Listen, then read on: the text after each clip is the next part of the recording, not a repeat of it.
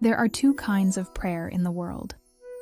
One is a waste of time and effort, while the other kind can move mountains.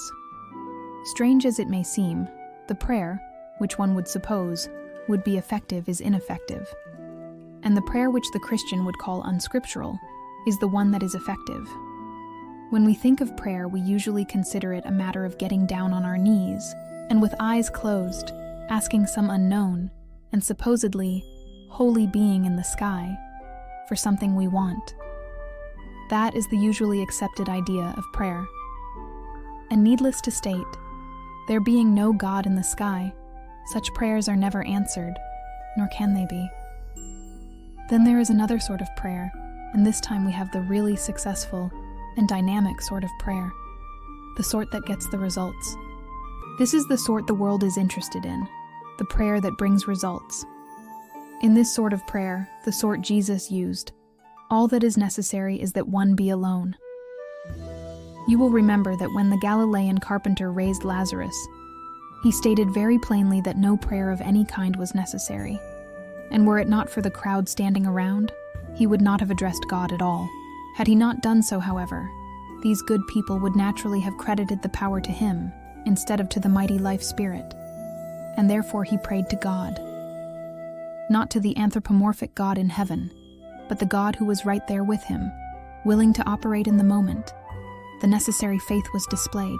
Jesus did not want any authority or power ascribed to him, for he knew he had no power of any sort that did not come from God.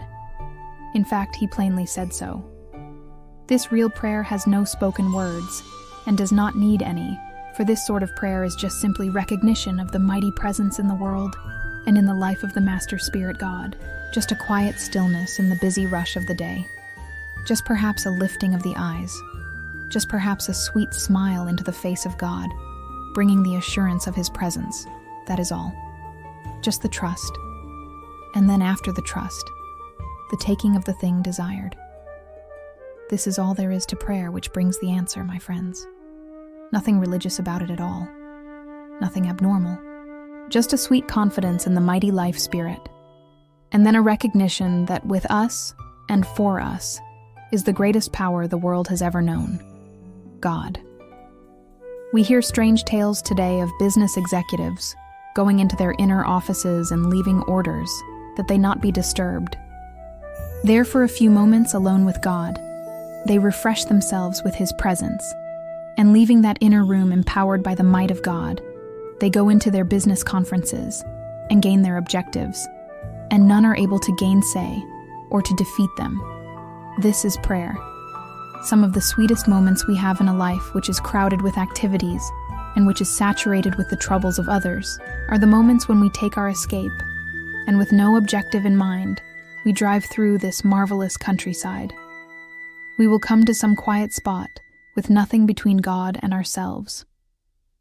We hear the little meadowlark as he sits on a fence post singing away. We see the golden grain waving in the fields. We see the beautiful pines swaying in these wonderful calming breezes, and with a heart full of gratitude for life itself, we just simply raise our eyes and say, "Thank you, God, for all this." And into our soul steals a sweet peace. Into our life comes a quiet power. And out of our inmost soul goes a feeling of gratitude as our spirit joins to that of our Maker, and we are happy. And we overcome every obstacle in our path, and we plow through mountains in our effort to send the living truth of God round the world. The impossible becomes the possible.